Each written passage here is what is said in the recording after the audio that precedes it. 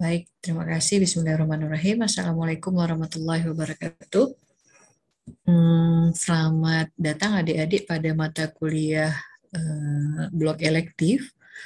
Kali ini saya, Dr. Sarah Firdausa, akan membawakan topik kuliah dengan judul HAI ataupun Healthcare Associated Infection.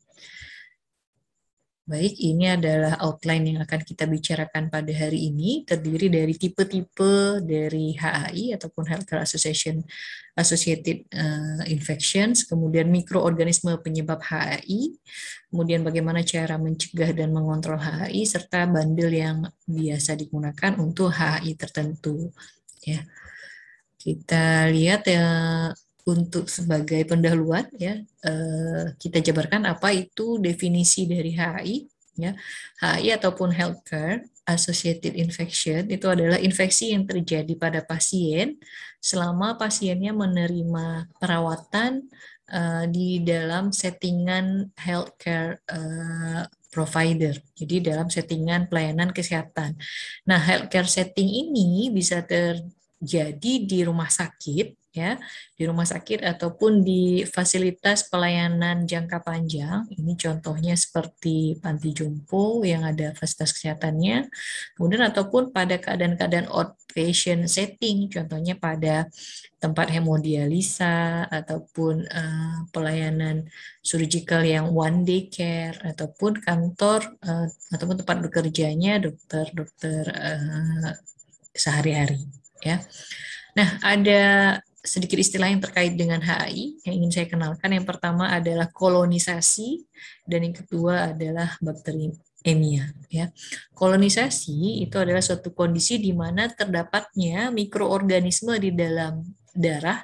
Ya, jadi ketika kita kultur ada mikroorganismenya, namun tidak disertai dengan tanda-tanda klinis. Ya, sedangkan bakteriemia itu adalah suatu kondisi di mana hasil kultur darahnya menunjukkan ada positif mikroorganisme dan disertai dengan tanda klinis penyakit seperti demam, menggigil, dan hipertensi. Nah, ini adalah gambaran dari hasil kultur dari tangan ya, gambaran hasil kultur dari tangan seseorang yang ternyata ada banyak jenis kuman di situ ya. Nah, bagaimana hubungannya manusia dengan mikroba? Manusia tidak bisa jauh-jauh ya dengan mikroba. Kita adalah makhluk kasat mata yang terlihat secara jelas, sedangkan mikroba adalah makhluk yang tidak terlihat ya. Nah, mikroba ini ada beberapa jenis ya. Ada mikroba dalam bentuk normal flora, artinya dia memang tinggal dan melekat bersama kita selama ini tidak memberikan gejala penyakit. Jadi dia hidup berdampingan dengan kita. Nah, ini posisinya paling banyak ada di GI tract, saluran pencernaan, di kulit, di saluran pernafasan ya. Yang paling banyak posisinya ada di kulit ya, terutama itu bakteri gram positif.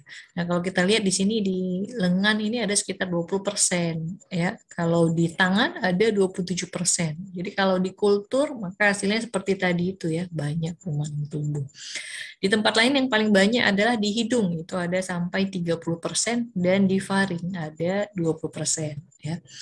Jenis bakteri yang lain adalah bakteri yang virulen. Bakteri virulen ini ya adalah bakteri yang bisa menyebabkan penyakit secara aktif.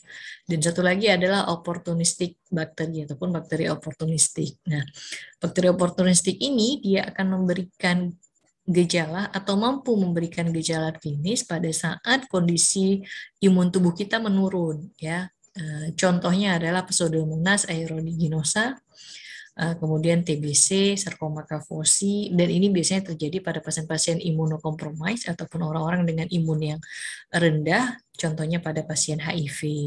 Ya, nah ini adalah beberapa tipe dari HAI. Ya, jadi ada beberapa, contohnya seperti Central Line Associated Bloodstream Infection, ini infeksi pada aliran darah. Ya, kemudian UTI yang terkait kateter ataupun infeksi saluran kencing yang terkait dengan kateter, kemudian SSI ataupun surgical site infection atau kita sebut dengan juga ILO, infeksi luka operasi, kemudian pneumonia yang terkait dengan pemakaian ventilator ataupun VAP ya, kemudian primary bloodstream infection ataupun BSI, disebut juga dengan infeksi aliran darah primer.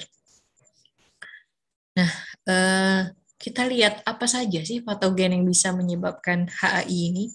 Ada banyak jenis patogen, mulai dari Acinetobacter, Clostridium difficile, Clostridium sordelli, Carbapenem, ESBL Enterobacteriaceae, gram negatif bakteri, kemudian hepatitis, HIV, Klebsiella, MRSA, kemudian ada non-tuberculosis mycobacterium, ada norovirus, ada Pseudomonas aeruginosa, Staphylococcus aureus, ini banyak terdapat di kulit kita. Kemudian tuberkulosis, dan ada yang namanya juga vancomycin resistant Enterobacteriaceae. Ya. Nah, kita lihat beberapa contoh bakterinya. Ya, yang pertama adalah Acinetobacter baumannii. Nah, apa konsekuensi yang disebabkan oleh bakteri ini? Ya, bakteri ini dapat menyebabkan infeksi pada saluran darah, pada saluran kencing, pada paru-paru ataupun pada luka. Dan dia juga bisa hidup sebagai koloni, terutama pada sputum ataupun dahak serta pada luka-luka terbuka. Ya. Nah, siapa yang beresiko mengalami infeksi Acinetobacter baumannii ini? Terutama adalah pasien-pasien imunokompromis yang sedang di dalam perawatan dengan ventilator, ataupun pasien-pasien yang menggunakan kateter, baik kateter darah, kateter urin, maupun saluran lainnya yang masuk ke dalam tubuh kita. Ya, atau pasien-pasien yang juga berisiko adalah pasien-pasien yang mempunyai luka terbuka, atau pasien yang ada di intensive care unit, ataupun pasien dengan durasi tinggal di rumah sakit yang lebih lama. Ya, bagaimana caranya dia bisa menyebar? Biasanya dia adanya di healthcare setting, ya, artinya ada di kawasan pelayanan kesehatan, ya, dan ini akan akan mengambil konsekuensi yang lebih serius, terutama pada orang-orang dengan imunokompromis, chronic lung disease, diabetes, itu lebih beresiko. Ya, dia bisa tinggal lebih lama dia bisa tinggal ataupun bertahan hidup di tempat-tempat yang terkontaminasi. Ya, jadi dia bisa tinggal dalam waktu yang lama pada tempat yang terkontaminasi, dan penyebarannya itu terjadi melalui kontak langsung maupun tidak langsung. Biasanya contohnya ketika seseorang bersalaman. Ya. Selanjutnya kita lihat yang kedua adalah ini contoh kumannya, ya, gambarnya ini Acinetobacter baumannii yang menginfeksi kulit, ya. Nah, ini yang kedua adalah Clostridium difficile, ya. Nah, Clostridium difficile ini adalah bakteri yang paling sering menyebabkan diari, ya, dan biasanya ini merupakan efek samping setelah seseorang menggunakan antibiotik. Jadi setelah minum antibiotik 2-3 hari, pasiennya muncul diare, maka kita patut mencurigai penyebabnya itu adalah karena Clostridium difficile ini. Nah, siapa yang beresiko untuk mengalami infeksi ini? Terutama adalah orang-orang yang berusia di atas 65 tahun ke atas dan menggunakan antibiotik. Ya.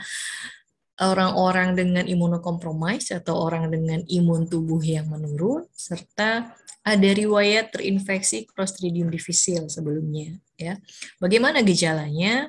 Biasanya akan muncul dalam waktu beberapa hari hingga beberapa minggu setelah minum antibiotik. Bentuk diarenya itu watery diare, ya, jadi banyak airnya selama beberapa hari, kemudian disertai dengan demam, sakit perut, hilang selera makan, serta mual. Ya. Nah, Clostridium difficile ini dapat menyebar dari satu orang ke orang yang lain dengan kontak langsung, ya, maupun kadang-kadang secara tidak langsung. Ya. Utamanya biasanya secara langsung. Selanjutnya kita lihat bakteri berikutnya adalah Carbapenem resistant Enterobacteriaceae. Ya. Nah, ini merupakan penyebab infeksi yang paling sering juga di healthcare setting. Contohnya adalah E. coli, kemudian Klebsiella pneumoniae. Jadi kuman-kuman Enterobacteriaceae ini secara konstan itu mencoba mencari cara untuk menghindari efek dari antibiotik. Ya, ketika mereka berhasil menghindari antibiotik, mereka menjadi resisten. Nah, Sayangnya mereka itu resisten terhadap antibiotik golongan carbapenem, sehingga mereka disebut dengan carbapenem resistant Enterobacteriaceae. Nah, atau CRE. Nah, CRE ini sangat sulit untuk diobati karena dia tidak bisa respon dengan antibiotik biasa. Dan biasanya karena dia resisten terhadap semua jenis antibiotik, maka ini merupakan ancaman bagi pasiennya, ancaman juga bagi masyarakat. Ya, bagaimana bakteri ini menyebar?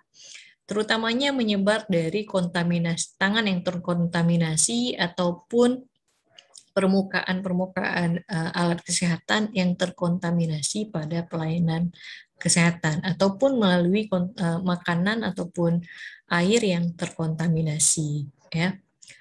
Nah, ini ilustrasi tangan, ya. Wash your hand. Maksudnya itu ilustrasi, di sini ada gambar ilustrasi tangan yang menggambarkan betapa banyak sebenarnya bakteri yang ada di tangan kita. Oleh karena itu sangat penting untuk kita sering-sering mencuci tangan. Di sini contohnya ya, ada Streptococcus yang bisa menyebabkan faringitis misalnya, ada hepatitis, ada Staphylococcus, Pseudomonas, Haemophilus influenza, Shigella dan lain sebagainya. Ya, jadi ya, wash your hand ya. Wash your hand and wash your hand ya. Perhatikan tanganmu dan cuci tanganmu karena memang tangan itu adalah sumber utama juga untuk kita menyebarkan satu bakteri ke tempat yang lain tanpa kita sadari. Nah, selanjutnya kita masuk ke infeksinya sendiri ya. Yang pertama adalah ventilator associated pneumonia atau VAP ya. VAP merupakan infeksi pneumonia ataupun infeksi pada paru yang terjadi setelah 48 jam pemakaian ventilasi mekanik baik melalui pipa endotrakeal maupun tracheostomi. Jadi pada pasien-pasien yang menggunakan ventilator 48 jam setelah penggunaan ventilator mungkin dia mengalami gejala sesak, demam dan lain sebagainya, maka kita patut mencurigai kemungkinan terjadinya ventilator associated pneumonia. Nah, diagnosisnya berdasarkan klinis dan penunjang.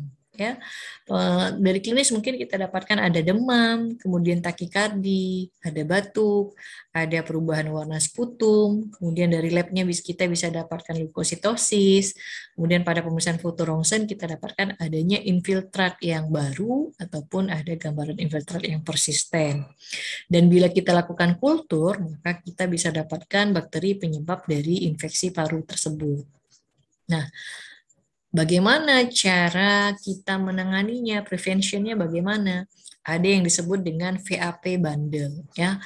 Maksudnya VAP bundle ini adalah serangkaian intervensi yang dilakukan untuk mencegah terjadinya ventilator associated pneumonia, ya.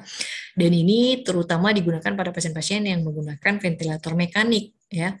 Ada beberapa elemen dari VAP bundle dan ini berbeda-beda dari satu rumah sakit ke rumah sakit yang lain, namun pattern-nya kurang lebih sama ya. Artinya yang pertama misalkan mengelevasi tempat tidur dengan sudut 30 hingga 45 derajat ya. Kemudian menghentikan pemakaian sedasi secara berkala.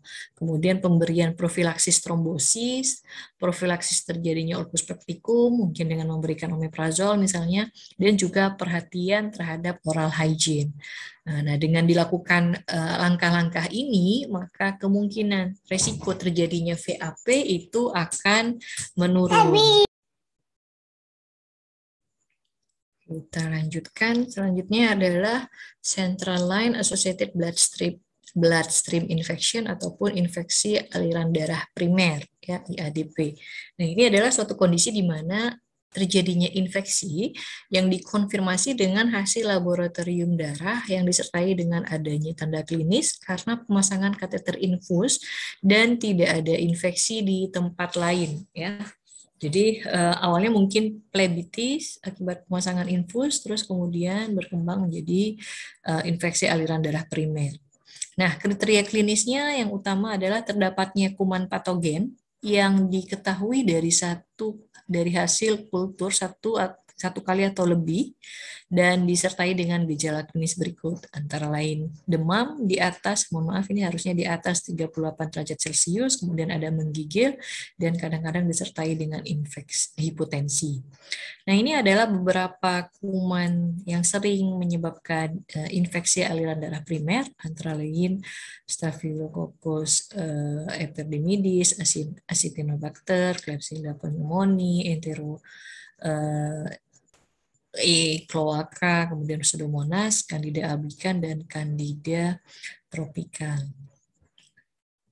Selanjutnya, siapa saja sih yang beresiko untuk mengalami IADP? Ya, ada beberapa kondisi, yaitu terutama pasien-pasien yang menggunakan alat intravaskuler dalam waktu lebih dari 2 kali 24 jam. Kemudian pasiennya masih dalam kondisi terpasang kateter dan dia dalam durasi perawatan yang lama. Kemudian pada pasien-pasien dengan penurunan daya tahan tubuh atau kita sebut dengan imunokompromis. Lalu ada kondisi malnutrisi ataupun pasien luka bakar ataupun pasien dengan luka operasi tertentu, ya. Nah, bagaimana elemen-elemen bandel yang harus kita ataupun apa langkah-langkah yang harus kita lakukan untuk mencegah terjadinya IADP? Ya, yang pertama adalah kebersihan tangan. Ya, pastikan tangan kita bersih, seringlah cuci tangan. Ada 5 moment untuk cuci tangan yang harus rutin kita lakukan. Kemudian maksimalkan penggunaan alat pelindung diri ataupun APD. Biasakan untuk menggunakan antisepsis kulit. Pilihannya adalah chlorhexidine. Selanjutnya pilihlah lokasi insersi kateter vena sentral, dan pada orang dewasa hindari penggunaan pada vena femoral, ya, karena ukurannya juga besar sehingga potensi untuk infeksi juga lebih besar. Lalu observasilah lokasi dari insersi kateter itu setiap hari dan pertimbangkan untuk melepaskan kateter segera jika sudah tidak ada indikasi. Nah, yang dimaksud dengan kateter di sini adalah kateter untuk saluran darah, ya, bukan kateter untuk urin. Jadi kateter itu sebenarnya adalah semacam alat yang dimasukkan ke dalam tubuh kita. Dalam hal ini kalau ini adalah aliran darah, maka kita sebut dengan IV line, ya. Dan kalau untuk urin kita sebut dengan kateter urin, ya. Kita lanjutkan ke urinary tract infection ataupun infeksi saluran kemih yang terkait dengan penggunaan kateter, ya. Yang terkait dengan HAI ini maksudnya, ya. Nah, ini adalah infeksi pada saluran kencing pada pasien yang terpasang kateter urin selama lebih dari 48 jam. Secara klinis didapatkan ada demam, kemudian nyeri pada suprapubik, dan kadang-kadang bisa disertai dengan nyeri pada sudut costovertebrae, ya.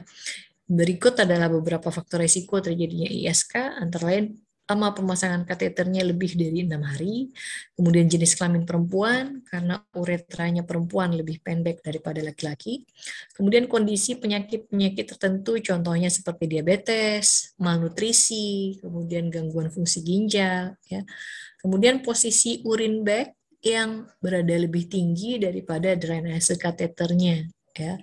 Kemudian kontaminasi selama pemasangan kateter urin maupun inkontinensia fekal, ya, maksudnya ini adanya kontaminasi dari E. coli, ya, dari saluran pencernaan ke saluran kencing. Nah, diagnosis ISK ini ditegakkan berdasarkan klinis dan kultur kuman.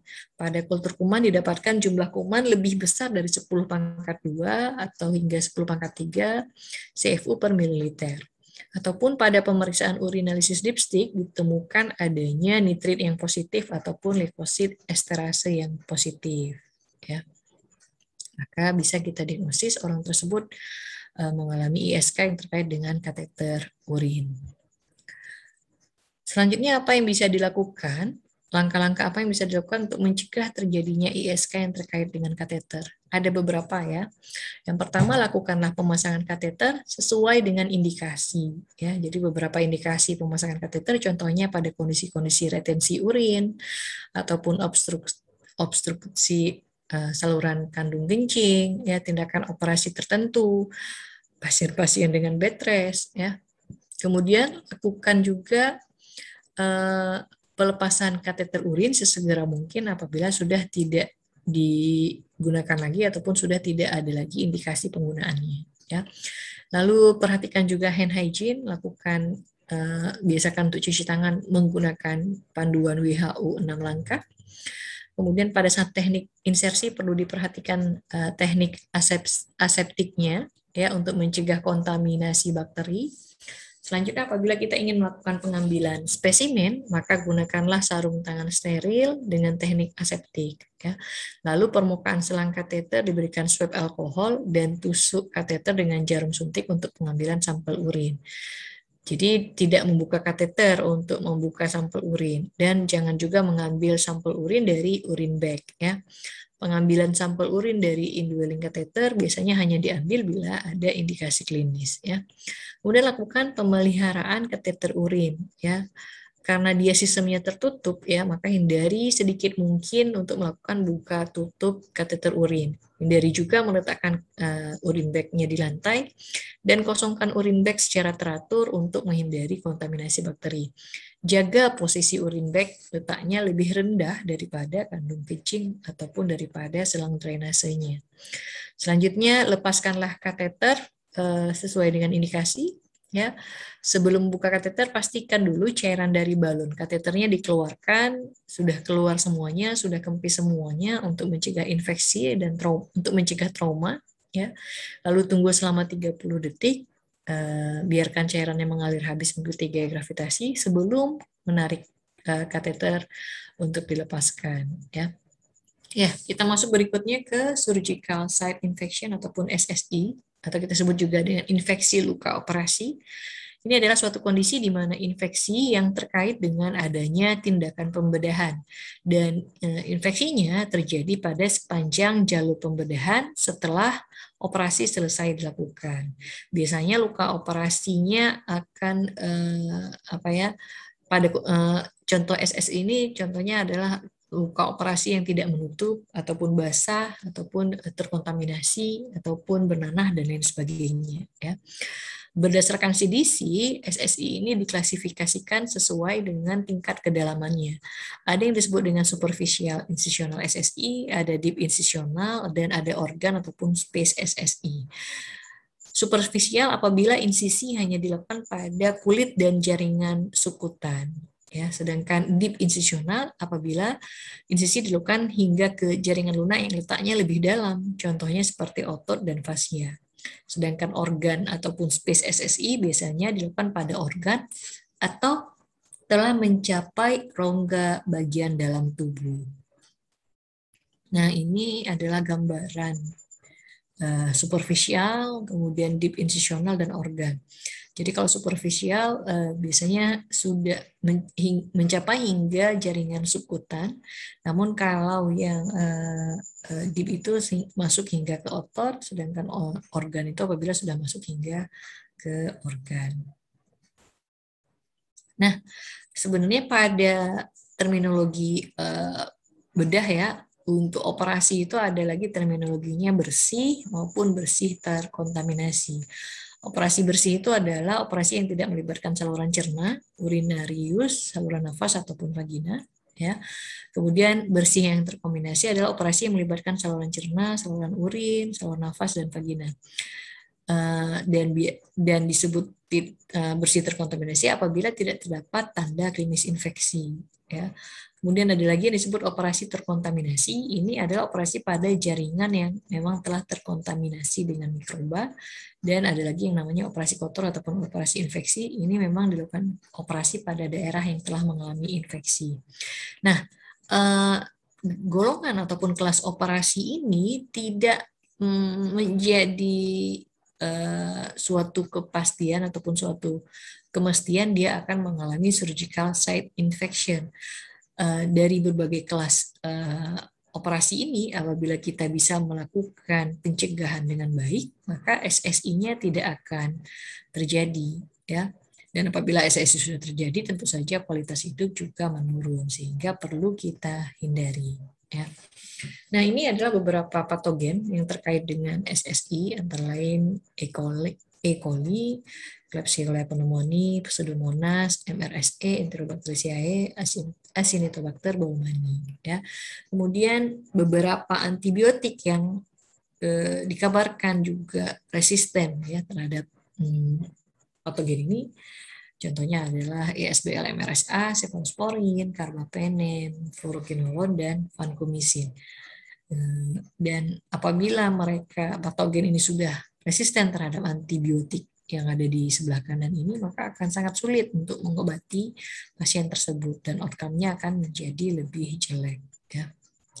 Nah, ini adalah beberapa faktor risiko terkait dengan terjadinya surgical site infection. Jadi, ada faktor-faktor preoperatif, ada perioperatif, dan juga ada faktor dari sisi organisasi dan faktor manajemennya. Kemudian juga ada faktor dari pasiennya, ada faktor dari dokter bedahnya, lingkungannya, kemudian care delivery problems-nya. Ya. Dari faktor pasien, misalkan pasien dengan obes, kemudian ada diabetes, kemudian merokok, ya, kemudian ada infeksi di tempat yang lain, ini menjadi faktor risiko untuk terjadinya SSI lebih besar. Ya. Nah, kalau dari sisi dokter bedahnya mungkin ya penggunaan drain yang kurang tepat ataupun teknik operasi yang kurang bagus, ya, ataupun penggunaan antibiotik yang antibiotik profilaksis ini maksudnya kurang dari dosis yang seharusnya dan lain sebagainya. Ya, dari tim perioperatif bisa nanti contohnya adalah penggunaan gaun yang tidak proper ya, kemudian instrumen yang tidak steril, kemudian penggunaan kontaminasi lingkungan dan lain sebagainya. Yang ini semua akan meliding kepada terjadinya SSI. Nah, apa yang bisa dilakukan untuk mencegah terjadinya surgical site infection? Ya, kita sebut dengan SSI bundle. Ada beberapa. Yang pertama adalah safety, kemudian screening, kemudian shower, skin preparation, solution, suture, dan skin incisional protection. Dari sisi safety kita harus pastikan kebersihan dan kesterilan dari kamar operasi. Ya. Kemudian screening terhadap risiko adanya kuman MRSA ataupun MSSA. Kemudian pasiennya pastikan dia untuk mandi sebelum operasi. Apabila operasinya pagi hari jam-jam 10 maka sebaiknya dia mandinya juga pada pagi hari tersebut ya. Dan apabila memungkinkan menggunakan sabun cair yang mengandung chlorhexidine ataupun CHG. Ya. Kemudian pada saat membersihkan kulit, gunakanlah antiseptik yang berbahan alkohol ya, base-nya alkohol. Kemudian juga untuk cairan solusi pembersihan irigasinya, gunakan yang base-nya itu chlorhexidine untuk memusnahkan kontaminasi pada lapangan operasi. Nah, untuk benang jahitnya usahakan benang jahit yang bisa diabsorpsi secara alami. Dan untuk melindungi luka bekas operasi, gunakanlah penutup ataupun perban yang bisa menutupi luka secara sempurna ataupun gunakan penutup yang mengandung antimikroba secara lokal ya, itu akan membantu mengurangi risiko terjadinya SSI. Nah, sebagai resume, pasien kita akan rentan untuk mengalami infeksi ketika mereka berada pada settingan healthcare kita yang disebut dengan healthcare associated infection. Ya. Umumnya infeksi ini disebabkan oleh antibiotik yang resisten terhadap antibiotik sehingga bisa meliding kepada sepsis, kondisi sepsis dan kematian. Sehingga diperlukan approach yang secara kolaboratif untuk mencegah terjadinya HAI. Dan beda jenis infeksinya, maka beda pula langkah-langkah yang harus kita lakukan. Namun demikian, pada prinsipnya teknik sepsis dan asepsis adalah yang paling utama. Kemudian juga kita harus sering-sering untuk mencuci tangan. Ya. Demikian, terima kasih. Mudah-mudahan ada manfaatnya dan dapat dimengerti. Lebih dan kurang saya mohon maaf. Wabillahi taufiq wal hidayah. Assalamualaikum warahmatullahi wabarakatuh.